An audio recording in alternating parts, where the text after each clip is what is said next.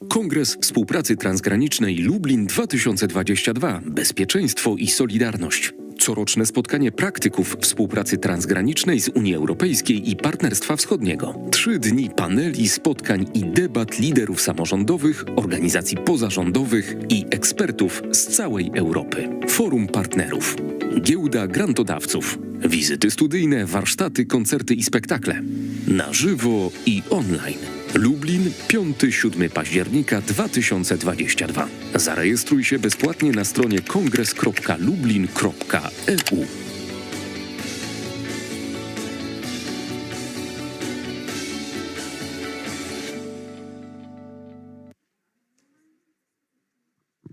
Pozostajemy w kwestiach, w tematyce dotyczącej młodzieży. We are staying within the topic of the youth, and we move to youth policies.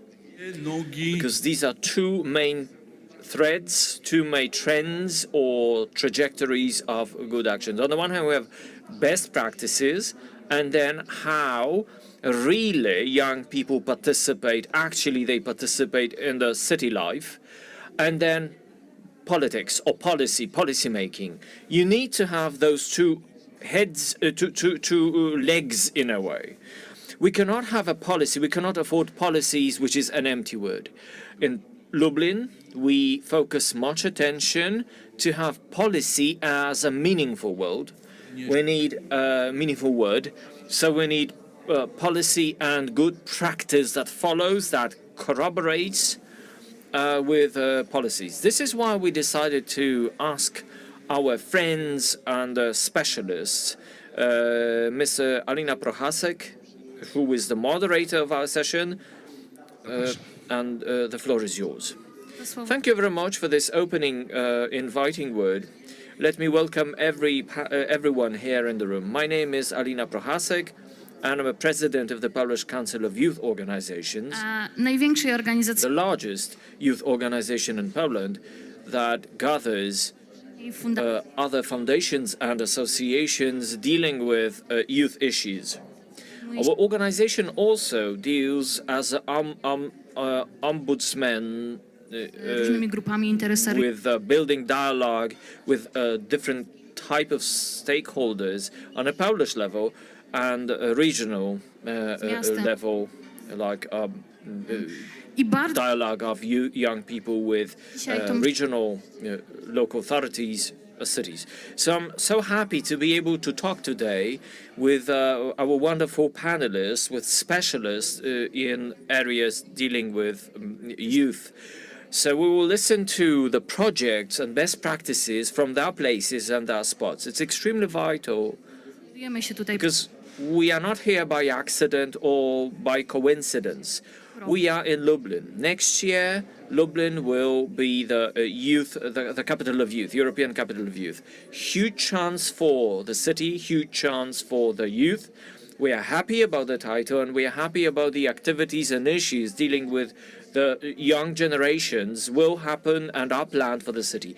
And our panel today will certainly be an inspiration as an opener and a platform to listen to what our partners are doing, how they are thinking about it, and other organizations that can be helpful for us as informative, a source of information for us.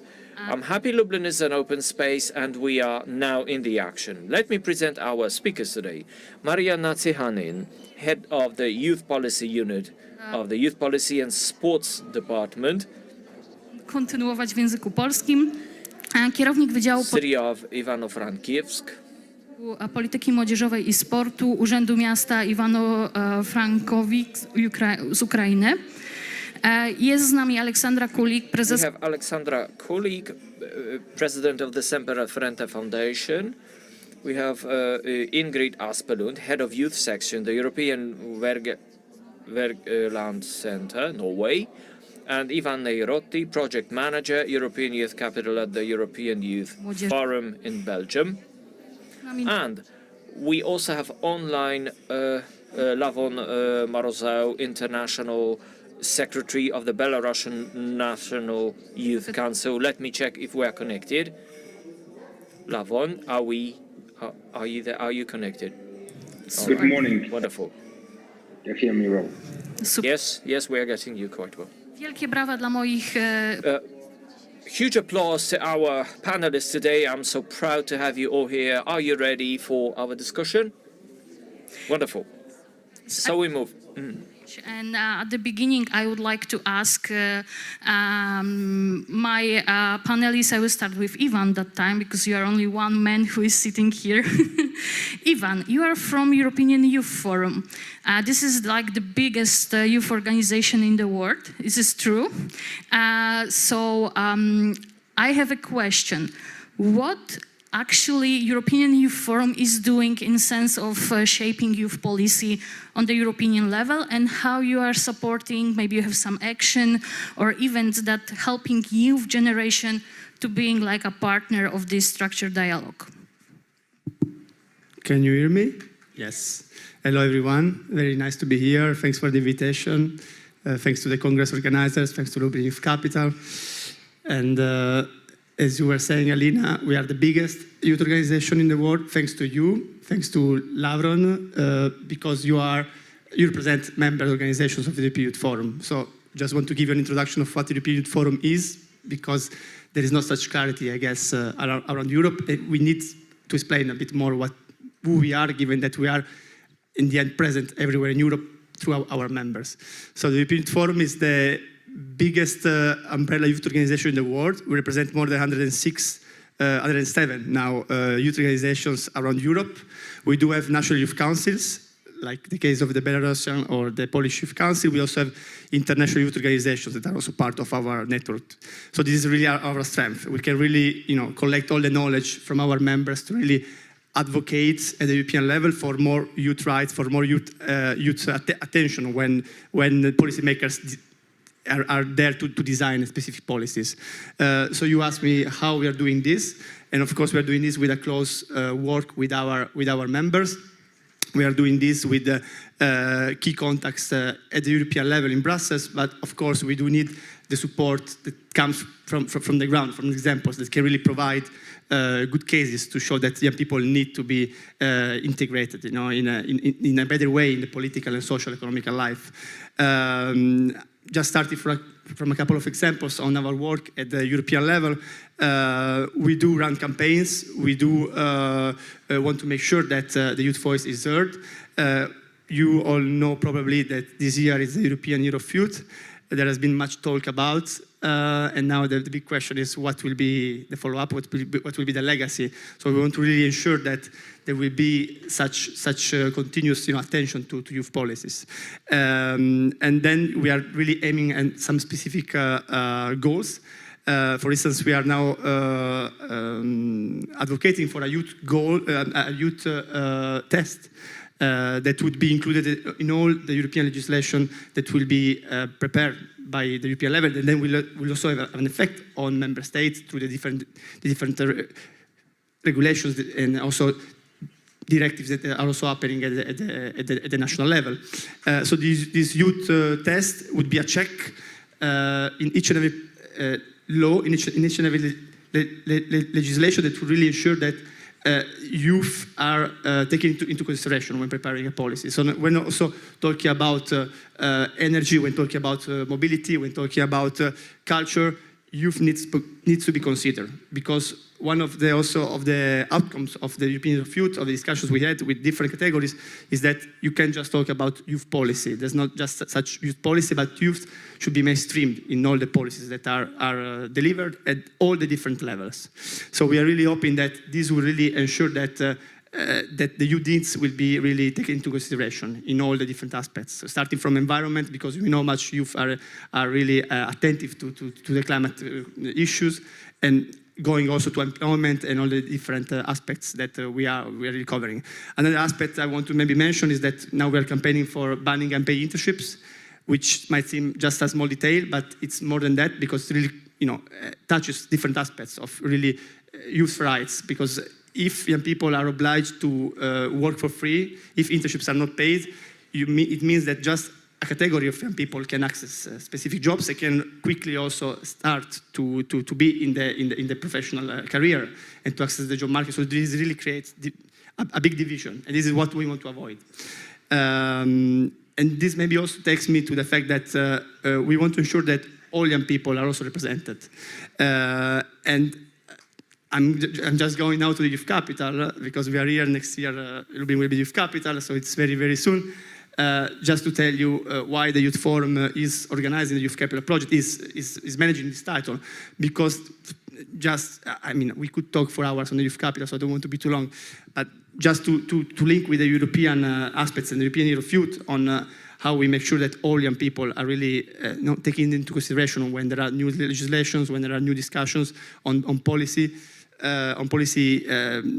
arguments that are also affecting young people, is that thanks to the European Youth Capital, as we will see, we are already seeing Lublin, because Lublin received the title 2 years ago, and with all the different cities, we have a chance to really reach out to more young people, not just to work on the usual suspects, but really to listen and really involve in activities and understand what are the issues of all the youth categories, which is what we also want to aim, showing that the youth capital can really be an example that can be replicated also at other governance levels.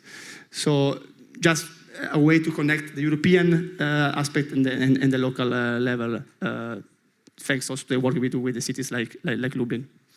Yes, I need to say that I am really familiar with the activity of European Youth Forum, and this is my recommendation for you to really observe how the youth really giving the voice on the European level, and they are really providing a lot of the action, the internships. There is something great. So really thanks for your involvement on this topic. And going really smoothly to the next boy, because we are starting right now with the men part.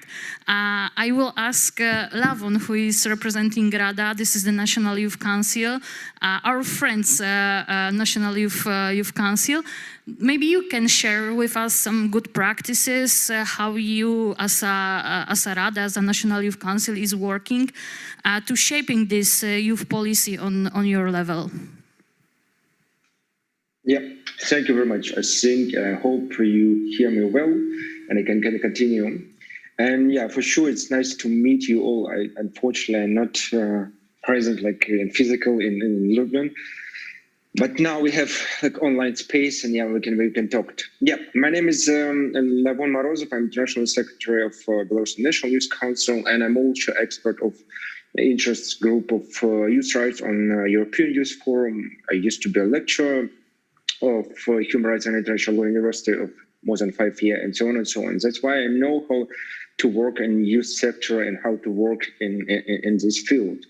I totally agree with previous speaker, and I totally agree that we should, what we have to do, we have to show our interest, our rights to international society. I mean, youth rights. When we're talking about Belarus, we start to do it with Belarus National Youth Council in 2020, when we did some kind of like moral revolution, and now our full support going to, for sure, to our colleagues, or better to say friends from Ukraine, from National Council of Youth of Ukraine. For sure, we are thinking about them every day and trying to help them how we can. RADA is independent National Youth Council. We exist more than 20 years, but fortunately we don't have any registration in Belarus, as many of organizations, and unfortunately many of us, also me right now, have to leave my country own, and I'm living in another one, and so on and so on. By the way, we have a very good platform like European Youth Forum, where we can express or share our, let's say, our questions to all of international political actors. For example, RADA prepared already 3 resolutions to European Youth Forum. First one was about shrinking space to youth organization in democratic or not democratic world. It happens not only in Eastern Partnership country like Belarus, Ukraine, another one, but also, for example, in Hungary and Poland, I'm sure, and so on and so on. We should express and to show, to say also to our government that you should consider our interest also in your politics. The second one was about death penalty in Belarus. Probably you know or didn't know, I don't know. in RADA, I mean, in Belarus still exists death penalty, and the last sentence was for 19, 20 years brothers. I mean, they were sentenced to death penalty, and we try to explain also to our colleagues, to our friends from European Youth Forum, that this problem was exist, or they still exist. And the third one was about anti-discrimination in Belarusian activists. Now we have a case after war, I wanted to say Russian war, not Ukrainian, that many Belarusians also have some troubles and problems outside the country and discriminated by passports, that we are, let's say, many people, not many, think that we are part of this aggression, because I think it's not true. And we are trying to express European society, European colleagues, that we should be in one team, and we should recognize our joint problem and the joint challenges, and to fight against them on international level. For sure, I can explain probably more practical cases from Belarusian reality and Belarusian society a bit later, or if you have a question, for sure I can be more deeply. And yeah, I don't know how many time we have, because we can talk a lot of time, but we have, I see, when as a panelist, probably like introduction, it's more than enough, and we can continue. Thank you so much for these words from RADA. I need to say that I hope that maybe in the future for better time, together with you and Ukrainian National Youth Council and Lithuanian National Youth Council, we'll be able to really continue our cooperation about Youth Lublin Triangle, which is our common initiative connected with the youth policy in our neighbors' country. Hopefully in the future it will be much more space also to present this kind of initiative. And going very smoothly to our next neighbors, which is Ukraine, I would like to ask you about your good practices on your level, how you are trying to help youngsters shaping this youth policy in Lviv, in Ivano-Frankivsk, in your city. Так, вітаю. Я трішки розбавлю мовно нашу з вами зустріч. Так, мене звати Мар'яна, я є керівник... I will add Ukrainian context. I'm a director of youth policy in Ivano-Frankivsk. And let me talk about the challenges that we have. Over the past 10 years, I've been heading a number of youth institutions, and now on the 14th of February, I have been elected head of the youth policy unit. I've been well experienced in working with youth topics. I wanted to expand my competencies. But you know, it was 14th of February, and 24th of February is where the war breaks out. We were absolutely lost. I did not know what to do. And the whole work that we have been engaged in before the war turned out to be extremely helpful. All those experiences, exchange of experiences, and a lot of officials, you know, they were considered, this is more of a fun activity, maybe not something serious. Some of the, well, is okay, we are spending money on not really important things like forum, conferences. One person talk, they have a party. But, you know, we need money for infrastructure, economy, and stuff like that. And 24th of February was a test date, was a turning point. And it wasn't, they were not right. Actually, the youth council that started to work in late January, they were not engaged in cooperation, but they started to react on war conditions first, or to war conditions first. They knew how to have soft skills to communicate, to get together, to talk to one another, to start reacting effectively. Chats, who left, information who's leaving, who stays, what is on the need list, short list, talking with the west of Ukraine. If other organizations after a day were ready to start to think, oh, it's war, what we need to start thinking, the youth were on the road. They knew what to do. They were ready to start to use resources they have, however limited they are. In the other days of the war, coming days of the war, we were even more active and developing new strategies for implementing our policies during wartime. We started questioning youth by means of questionnaires on migrating youth, we started talking about partners in other countries, and it turns out we have a lot of partners in other countries who are ready to help, who accepted people from Ukraine abroad.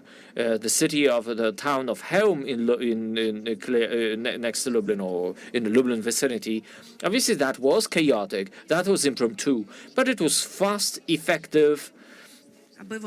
We addressed our ministry for them to address other countries where to get help for our youth. But actually, it turns out that ministry has no experience to that degree, and our experience is unique. No country can give us, clear guidelines like you have to go there, you have to do that, you have to produce your own instructions. So we realize that each city, each community has different needs, divergent needs. Different needs of Kharkiv, of Ivano-Frankivsk were absolutely divergent. In our team, me and the main specialist in our team, that would be absolutely difficult for us to sit down and decide what to do without budget, without, deciding what to do.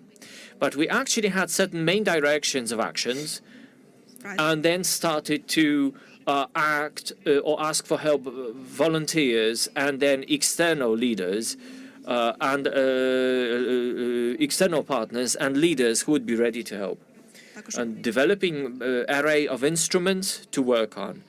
So we decided to build a huge information policy in which we wanted to participate. Of course, we wouldn't be able to work in twin team. We cooperated with a large number of young people.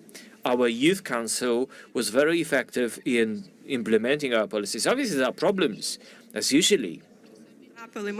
Sometimes we found it difficult to understand, instructions. So they needed additional explanation. They were ready to help without any training, but there are always challenges. And we can, I think, boast about the effects that we have, outcomes of what we have.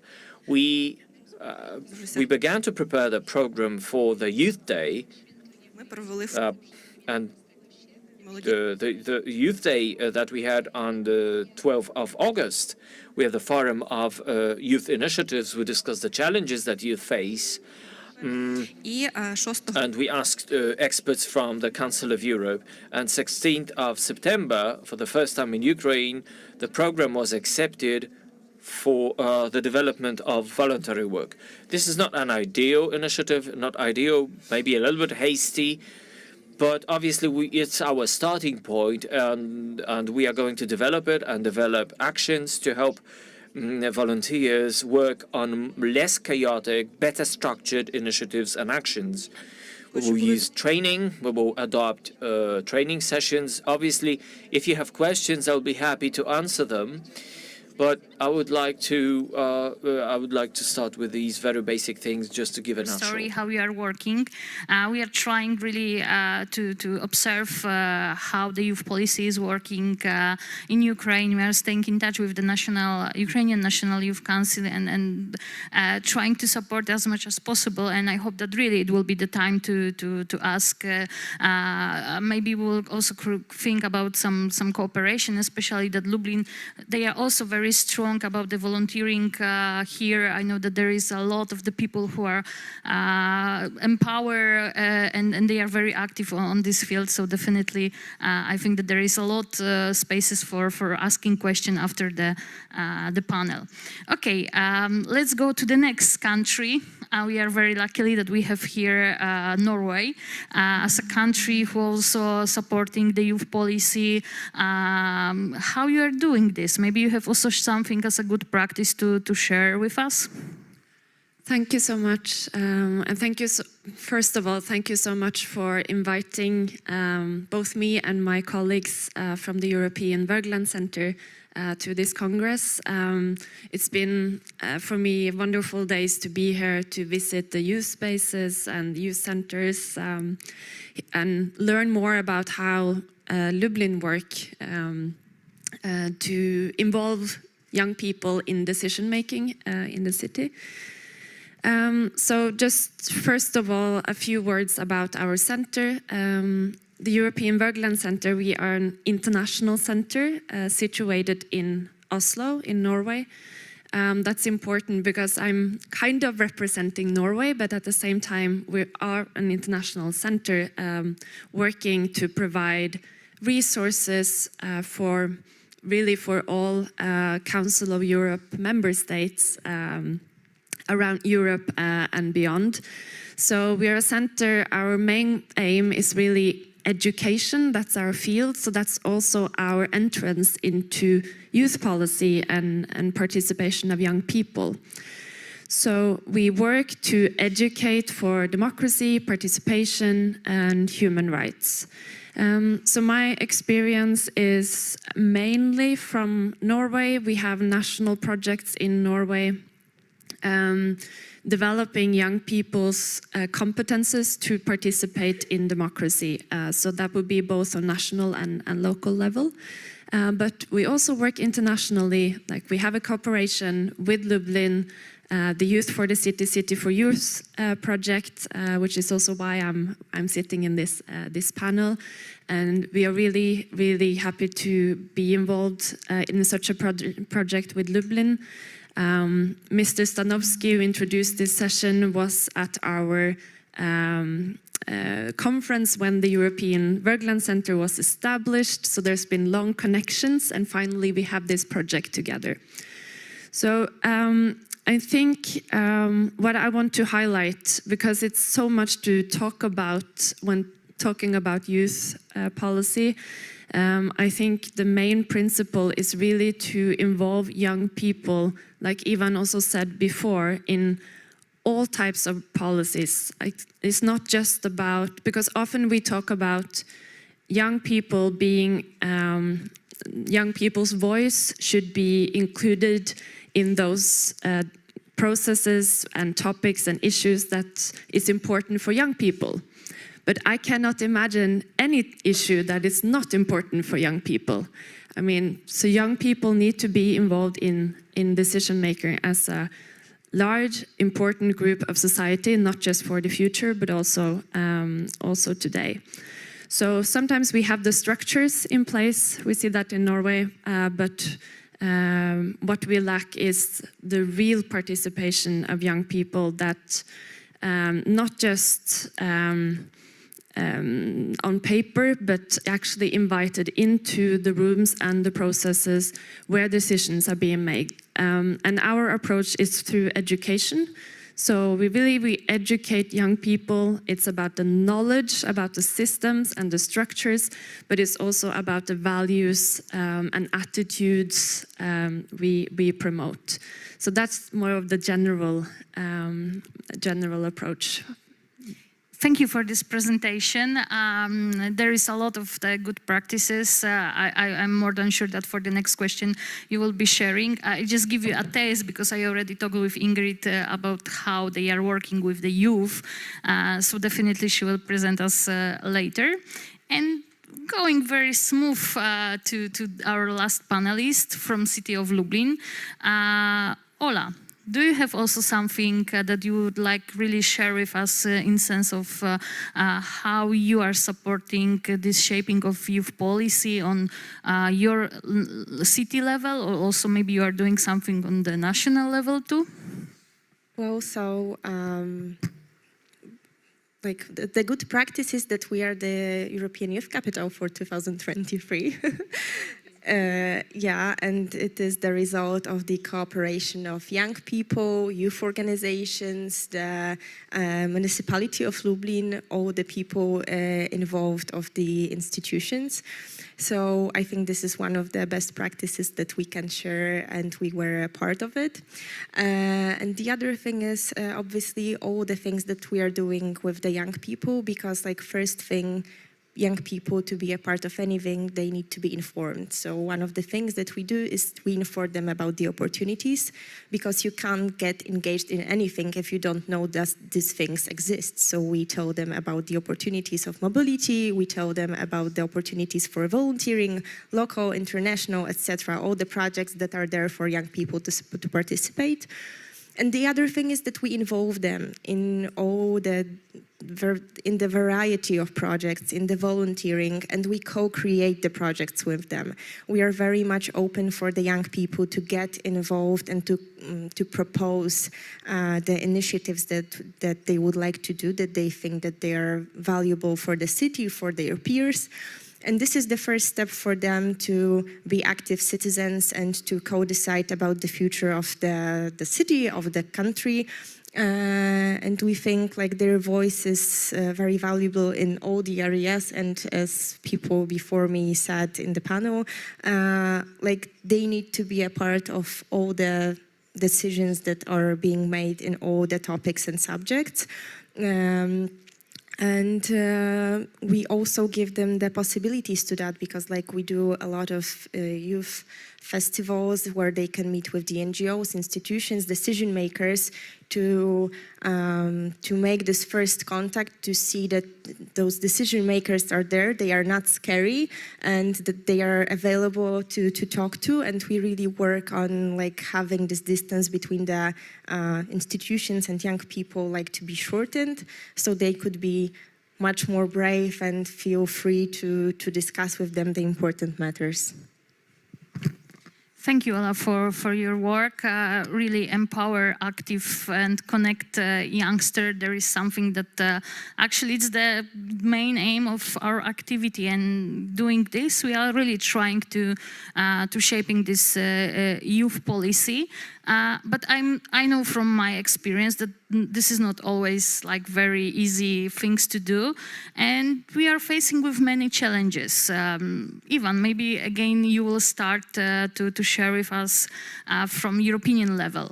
You can share with us like some challenges that you are facing when you are just really trying to support the youngster to create this youth policy on like European level?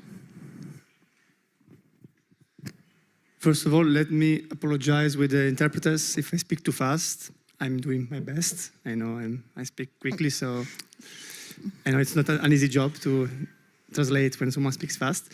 On challenges, well, there are many challenges that we all face. And again, every challenge that the society is facing, from the war in Ukraine, from the pandemic, is heavily felt by young people, because of course they don't have the needed anticorps that other parts of the society have. They are those that they were always needed to be protected and supported. But on this I also want to just highlight a point.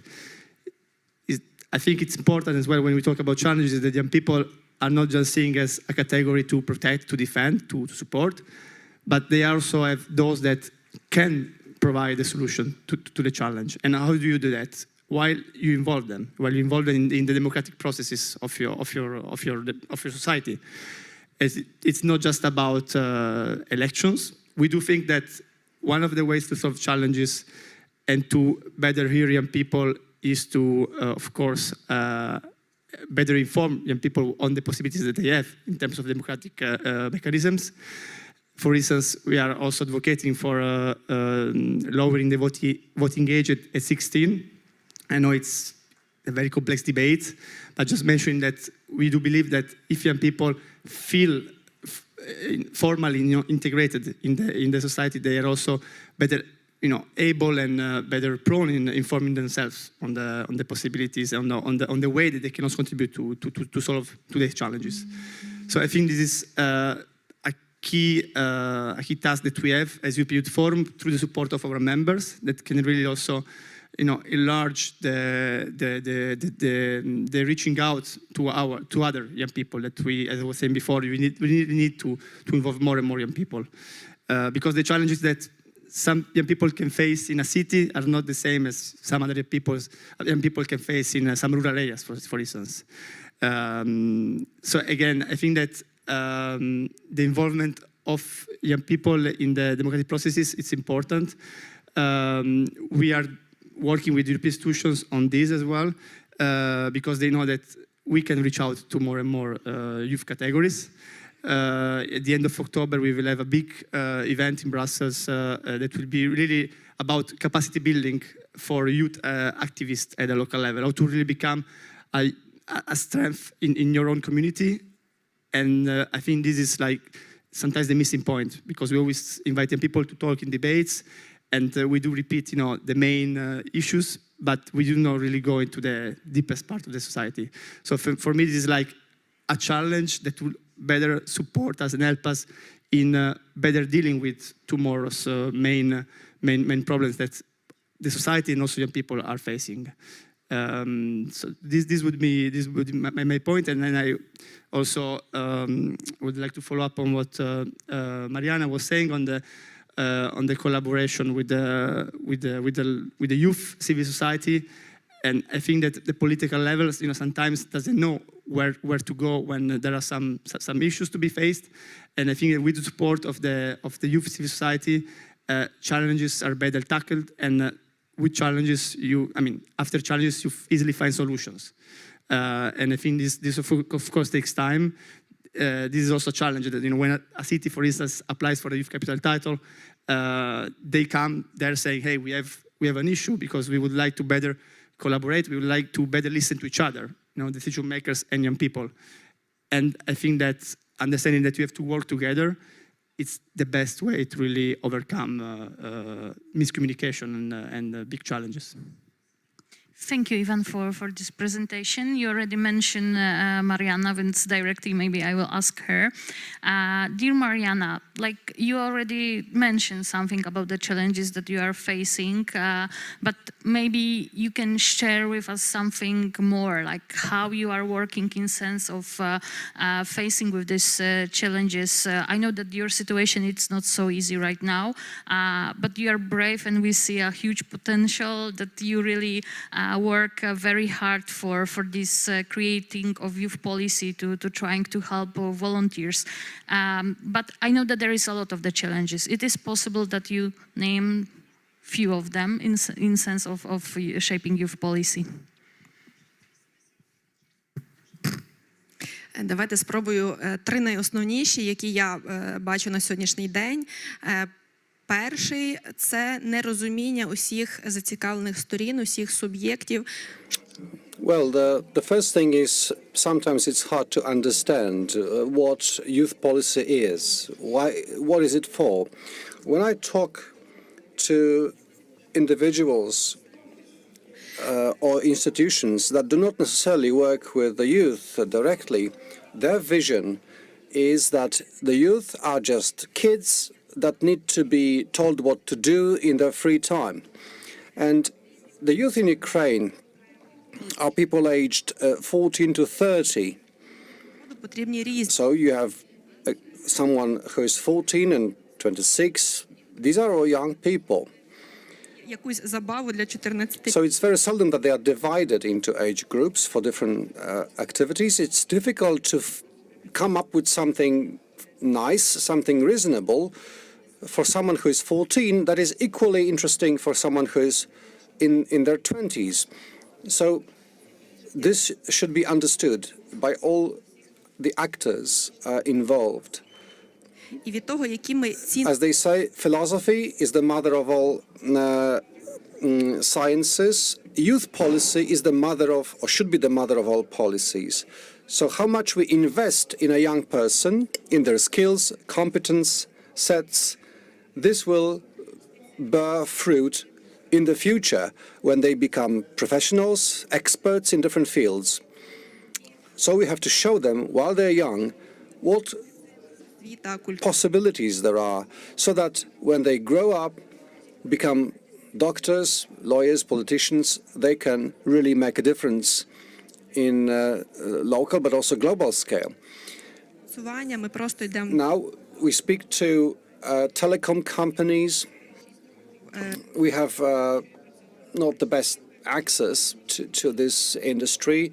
I used to work for television. I have some old friends, so they say, okay, we can cover this, we can post a piece of news. So this is how we try to convince people that youth policy is not about parties, it's not about elections. This is a much broader concept. Another challenge that we are facing, it used to be more often in the past, but now it's particularly visible. This is migration. Young people very often change places. Some of them return to their hometowns, but a relatively small number is retained. They, I mean, where we are, still there's quite a lot of young people who tend to return to their localities to work for the local community. This is fine. Second thing is, or the third thing is, limited funds. We cannot afford many initiatives in Ukraine at the moment. So now we are looking for ways to develop new means of interacting, cooperating with business, with international organizations. This is how we try to match certain actors and help our cause. Thank you very much for So this is what I see is a challenge now. challenges. Going smoothly to our next representative from Belarus, as another neighbor country of Poland. Lavon, could you just please share with us, because your situation is also not so typical, let's say, with what kind of the problems you are facing from your perspective about this youth policy making? Yeah, thank you very much. Unfortunately, I didn't see you. It's a station like I speak only with myself. But anyway, I think you're still here. Yes, in Belarus, as we know, we have very, let's say, interesting political regime, and we have main problem, our last president. But talking today about not politics. But anyway, if I remember correctly, Ingrid, I'm totally agree with you when you're talking about decision-making process. But not a question, but kind of suggestion. When we're talking about youth policy, for example, in our countries and also in Belarus, typically youth policy made by Ministry of Sports or Ministry of Education. In Belarus, as Minister of Education is Department of something of Youth. And sometimes I don't agree and don't understand when people 50 plus decide how youth policy should go, and without any negotiation with youth representatives with youth organization. For sure, we have a very totalitarian and autocratic regime in Belarus, and it's also the case. But by the way, in almost in all Eastern Partnership countries, we have the same situation when we don't have a separate agency of youth, when people very closely work, for example, with Council of Youth and in other European countries, and with another European policies. It's a main challenge to us. And for sure, I agree with my colleagues when we're talking about financial issues, because RADA, for example, don't get any resources, any financial from government more than 20 years, and we already survive, and we already know how to work in international society, not only in domestic level. Second moment, it's from my perspective of view, it's a language, how to speak with international partners, with donors, and so on and so on. Now we are talking about big war in the center, in Europe, for sure, in Ukraine. And sometimes I feel myself, when I visited meetings of the European Youth Forum, I feel myself so that not all young people, for example, from France, Portugal, really understand what's going on in our country. I mean, in Belarus in 2020 right now, in Ukraine, or in Poland, or in other countries, or in Armenia, just in case, yeah? And we should learn this language, how to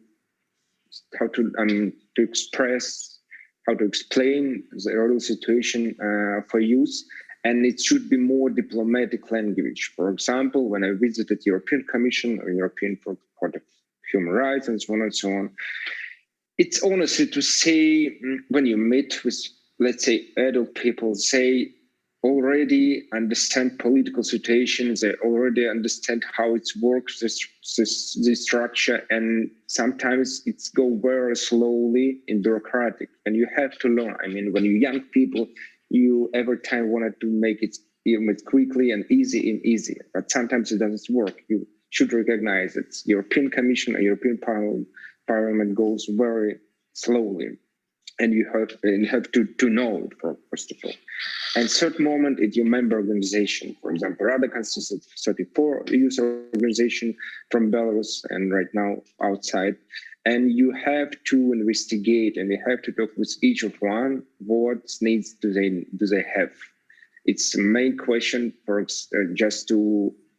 It's not a case, not an example, but in here I am totally understand. European Union right now, it's very popular to talk about voting plus 16 for young people. It's very important. But from another side, we have war in Ukraine, we have death penalty in Belarus, and probably it's time to talk about. It's not a question about how to compare those values, make something like score, but sometimes we need to be in one team, and sometimes we need to fix some questions, some problems, like first by first, and then to decide where we to go. And those issues and those questions from our perspective, probably from Ukraine too, probably from Poland, when we're talking with donors, when international countries, sometimes they don't understand what's really going on in our country, and they don't. And when we see all this call for application for grants, it's not what youth really needs or what's necessary for youth right now. Sometimes we have to be more closely with our politics, with our governments, and for sure with European units. It's like main three challenges for me. Yep, thank you. Thank you so much for that voice. Definitely solidarity among National Youth Council, Youth Organization and European Youth Forum. There is something that we are all the time talking, and I'm really happy that they are really trying to hear our voices. Maybe in the future we can be stronger voice together. We will see. But the situation is really specific for the COVID situation, for of course the war in Ukraine. So the important is that we really feel this spirit of solidarity among youth generation. And going for the next topic, for the next question, I will ask Ingrid and Ola as a person who are working with the youth, as a youth worker, as an organization who are supporting youngsters on the city level, national level. Ola, maybe you will be first. How problems, which challenges you can see on your daily basic work with the youth generation, with the youngster, in sense of supporting them to be really a part of the city, of the youth city council? Well, so if we talk about difficulties and problems, like I think there are plenty of them. I mean, especially in the situations like after a pandemic, regarding the war in Ukraine, like the mental health of young people is the topic that like is very critical for, I believe, most of the European countries. And it's also obvious here as well. So young people need to have psychosocial support. We need psychologists in schools. This is what young people say. We really need to give them all the help that is needed. We also need to work on the integrational part of our work, because like we have a lot of new citizens in Lublin, so we have a lot of young people from Ukraine, so we need to work with them in a real like how to get them involved all together. in the activities that are happening right now.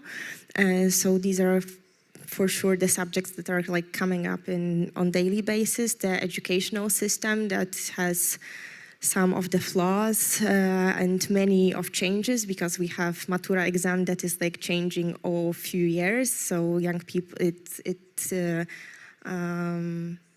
gives young people a lot of stress regarding their future. So they don't know how to get prepared for the situation that is like changing all the time.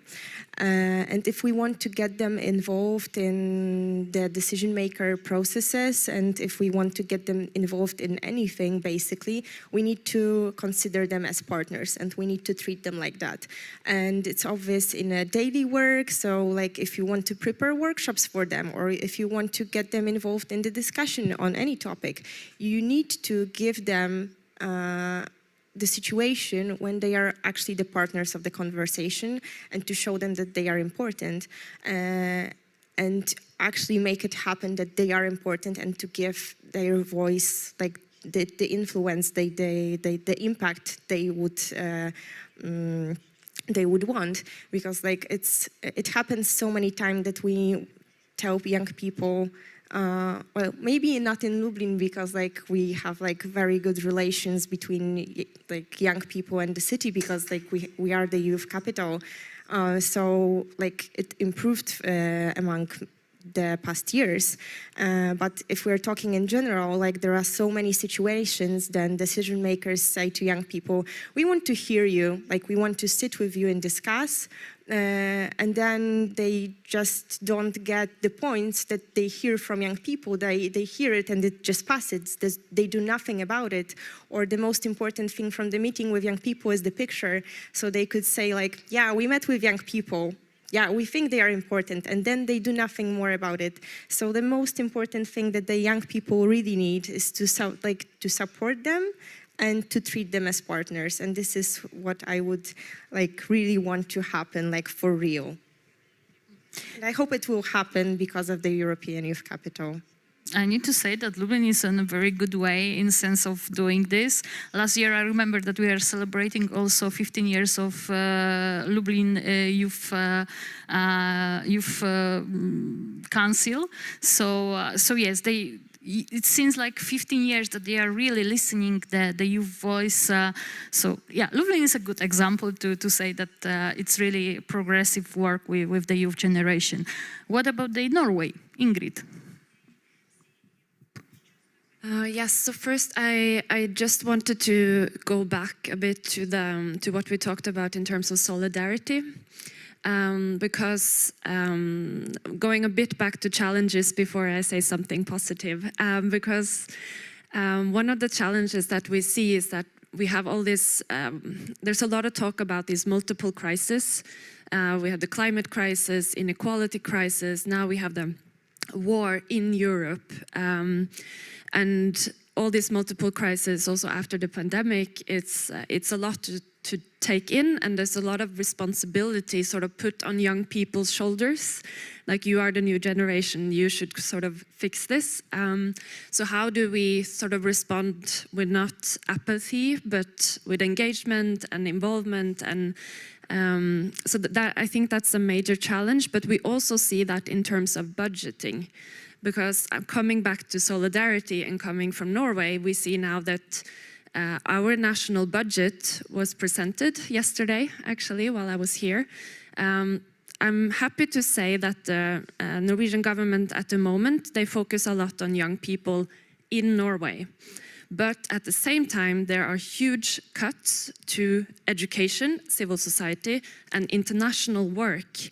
And I think the international work and what we, such as the project we are now working with Norway and Poland in the Lublin, it's so important to have that solidarity.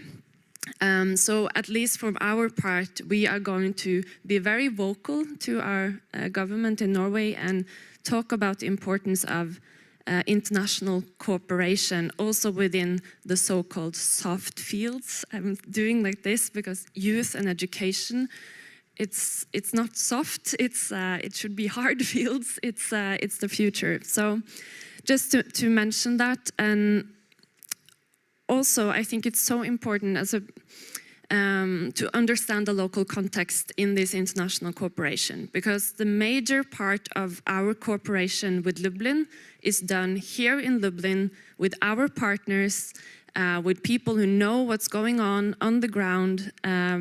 It's not about me or my colleagues coming from Norway to Poland. It's about cooperation with the local community, and you know what's best, right? So I think that's also a good practice, and it's something to build on for future projects and future cooperation, to really support the local involvement, that it feels close to home for young people that might think all these huge international or global issues are very hard to tackle, but you can do something in your local community, and that is what we're doing with Lublin, and we're also bringing young people from Norway together with young people from Lublin to share experiences. Because I have to say, Lublin has a lot to share to Norwegian young people too. So it's not just one way, it's both ways, definitely. Thank you. This is how the partnership is built, that we are both like sharing something. And this is also the good time to ask another question. And I will again start with you, Ivan, because I know that you are going for opening ceremony for the youth place in Lublin. Based on your experience, based on your observation, there is something that you, as a experienced person, would like to spread among young people in sense of good advice, what they can do nowadays, because it's like not typical situation, war, COVID, and everything what is going around. How the youth can be much more involved, how the youth can having much more impact in sense of shaping the youth policy based on your experience. Good advice. Oh, huge question. Well, I think that first of all, those working on the ground and those that have this chance, like Ingrid, like Ola, like also Mariana, that really work on the local level, they do have the best advice to share, and that's why cooperation is very important. That's why you need to cooperate. So I'm always impressed when I travel to the different cities, the different youth capitals, when I see that really the knowledge that is present on the ground is really huge, and it can really create many, many benefits. So what we can do and what we can provide support with is really to communicate as well and to connect, to put in contact. So this project is about youth participation at the local level, how to allow the voices of young people to really express themselves and work with the decision makers, but it's also a European project, it's a European title, so it's about also cooperation. And I think this is also a way to face the main challenges we face today, and also to what Lavon was mentioning, like how to better support countries that are facing huge disruptions. So I think that cooperation and the fact that this event is organized here in Lublin, even before the start of the year, and that yesterday we were in the youth space and there were exchanges with Norwegian and Ukrainian young people, it's a sign of the fact that this title is there also to foster cooperation with different actors. And what I would really invite young people to do is, especially where you have the possibility, like in Lublin or like in cities that cooperate with projects with Lublin and other cities that are active at the European level, it's really to engage and not to be afraid, and to really share their concerns, their views, because the more you build the trust with the decision maker, the more also you're able to face another challenge that I didn't mention, that was mentioned before, which is the investment issue. So how to secure investment, especially in times of crisis. And I think that once you show to decision makers that the solutions are there, the concrete aspects are there, it's way easier to secure investment. I can mention the example of Tirana, which is this European youth capital from Albania, and they had huge challenges to face because they didn't just have a pandemic, they didn't just have the war that started this year, but also they had an earthquake that was very, very impactful, and they were really scared not to be able to carry on with the same budget. And this allowed them really through the structure that was already in place to secure this investment. So the more young people will participate, the more people will speak up and take part to the opportunities that are given to them, the more it will be possible that the concrete actions will be carried out. And again, I think that on cooperation, I don't have to repeat it, but I think it's very important to continue working on the different aspects that also allow young people to exchange and to grow, because at the end we need to build stronger connections with especially countries that are not within the European Union, because there are less mechanisms that allow that. And I think that if young people understand that this becomes normal, that you need to exchange, you need to be able to move, this will also then be in a way accepted by the political level, and there will be less obstacles in the future. So I think this needs to start from the young people, of course. Thank you, Ivan, for sharing your experience and your observation. Ingrid, you will be next to really also share. As you can see on the audience, we have only young people, so maybe you have say something to them about good advices, how they can really support this shaping of the youth policy on national or regional or city level. Yes, like you said, it's a huge question. I think my advice would really be, because I'm from an institution that work with education, and of course it's not only informal education, but also the non-formal education. It's of vital importance, and I think I would say also to involve young people in the places that young people are already. I would like, there's a lot of things I could mention, but what we have worked a lot on from our center is on digital citizenship, and also to sort of involve young people in understanding the possibility of influencing your own digital reality. So it's about critical thinking, it's about understanding your digital reality, but also how do you sort of move from the digital space to where the decision about the digital world is being made.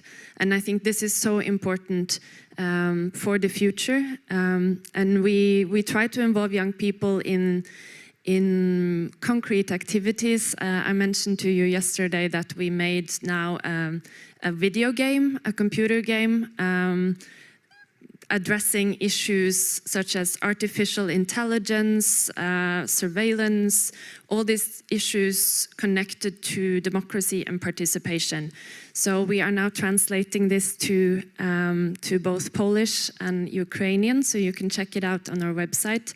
But if there's one thing I really wanted to highlight today is that we need to be more aware of the importance of digital citizenship also.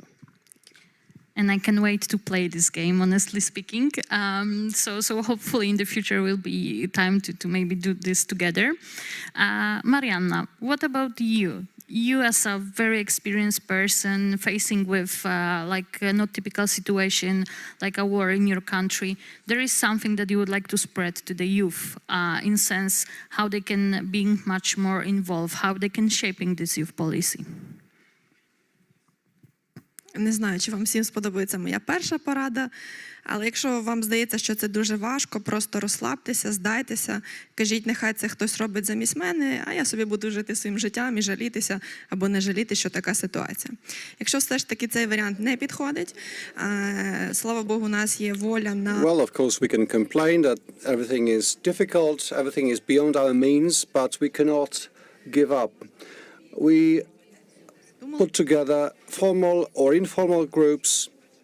When this is 2 or 3 people, this is already an organization, and we can get together and handle some tasks. So I suppose if our colleagues from Belarus are ready, we can grow this kind of cooperation. If there's a need for cooperation with local self-governments, well, you can always approach them and talk.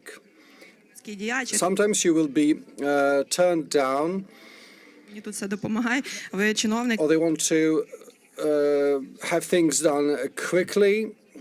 Так, тільки в більш культурній формі, бо державні службовці повинні... So sometimes you will just face reluctance But if you вони спрацюють. Бувають, just adopt не буває вічних. some elementary and patient approach, you will, I hope, find people who will respond differently. Maybe sometimes you have to wait till next election, or someone who doesn't work to work with you will change department or will be dismissed, and maybe someone else will come in their place. So if you don't like certain regulations at the local level, if you don't like some mechanisms, well, you just go there and press to change them. You are a social activist today, tomorrow you can be a civil servant, and you can pursue your policy. This is real as long as we are alive and want to change things. We have to, grab the bull by the horns. You have to understand in the first place why you want to do this. Don't maybe think about tomorrow only, but think in the long term, and things will really clear up. Are thinking in Polish, translating in English. And we are staying with the Polish perspective. Ola, you will be next. And I will ask the same question, like based on your experience, some like good advice for the youth, how they can being active, how they can be much more connected. My co-panelists said so many important things, especially regarding the situation in digital era.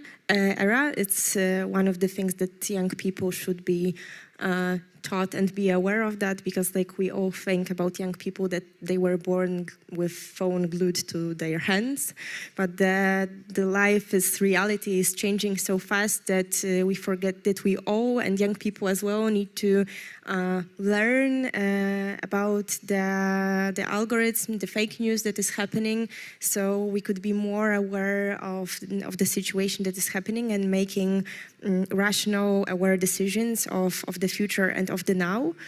And the other thing is, like, we all, like, it's very popular to say the young people are the future, but young people are the now. And my advice for young people is, like, you are the now, so, like, don't be afraid and scared of doing things. Just try. If you don't like it, it's okay. You can move on and try something else. But learn, grow, take those experiences, take those opportunities, like change things now. Don't like wait for you to be like older because then maybe people will take you more seriously. No, they should take you seriously right now and like be confident about it. Say the things that you don't like, say the things that you want to change. Don't be afraid of that. There are so many people that are like available and they want to talk with young people and make changes with them. I'm so happy that we are doing the project with Wergeland Center and with the Lublin city, as Ingrid said before, that we are giving young people so many opportunities for non-formal education, for different activities, to participate, to meet with decision makers, and like we just need them to be there, to give themselves a try. Maybe they will like it and maybe they will be next presidents, who knows? Who knows? Exactly, like being a part of something, the youth participation, it's like, this is something that we really try to work. Lavon, how it's about your good advices for the youth in general? Yep, thank you very much again. And like main suggestion, main advice, unfortunately I didn't see people in auditorium, but anyway, it's, guys, please remember about deadlines. It's not depends only about youth, about whole NGO sector, but anyway, deadlines is very important. Anytime you should remember about it. When talking seriously about advices, first one will be about be proactive and be professional in field where you're interested in. I mean, don't choose 10 or 20 sphere or field where you have some kind of interest in and be not so active. I mean, be professional in somewhere, in advocacy, in policy level, I mean, in human rights, and so on and so on. I saw a lot of people who do a lot of business who are so busy, but it's not let's say, effective. Second moment, please remember that you are working, if you are working in NGO sector, don't recognize, don't represent whole youth in your country. And you should understand, for example, students who are right now in university, they don't know, or particularly don't know what's going on in your sector, and they don't know why NGO sector exists. They don't know sometimes. And you should take it in consideration and should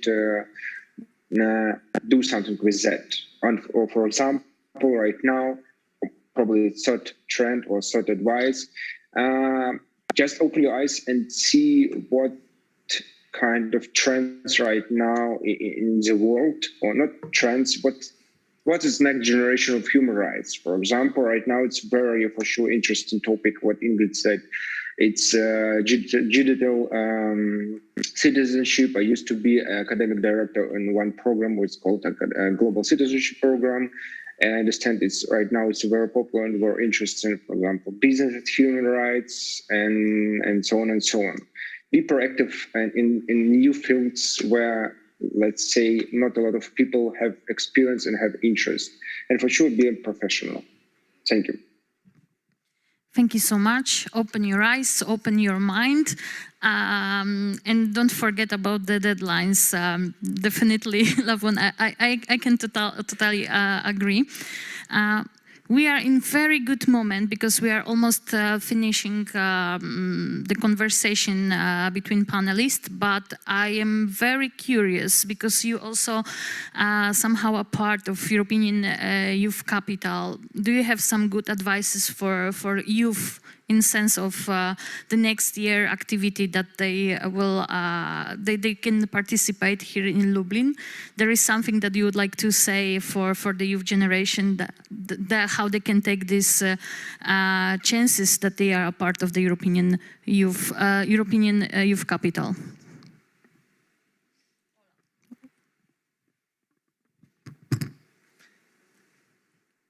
Let's do it. Very essential. Thank you so much. Ingrid? No, I think it makes sense to, to use this opportunity. And from our part, at least, we would really like to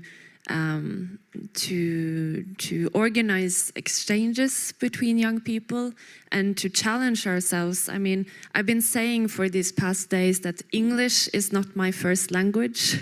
It's not a lot of us first language, but still we will manage to communicate. So a bit back to what you said, don't be afraid, just sort of try it and we will do something together.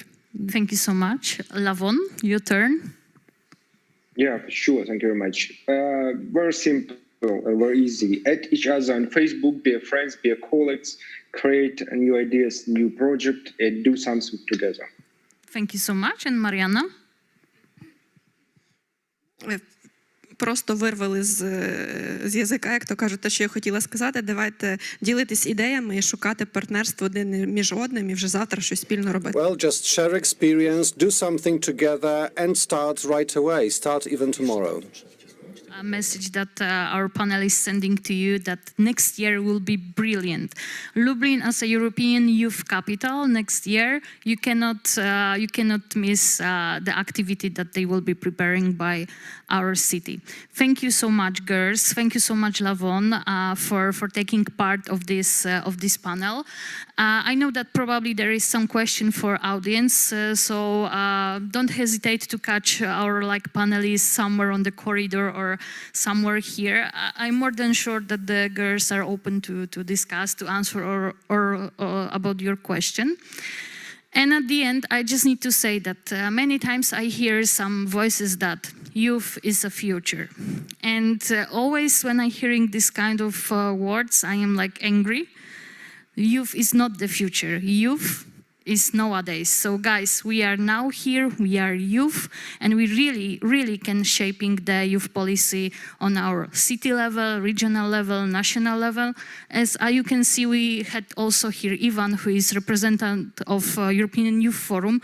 So even of the European level, we are able to really be loud and our voice can be heard. So it's about us. It's about what we are doing. So, dear audience, dear youngster, we are not the future, we are nowadays. Thank you so much.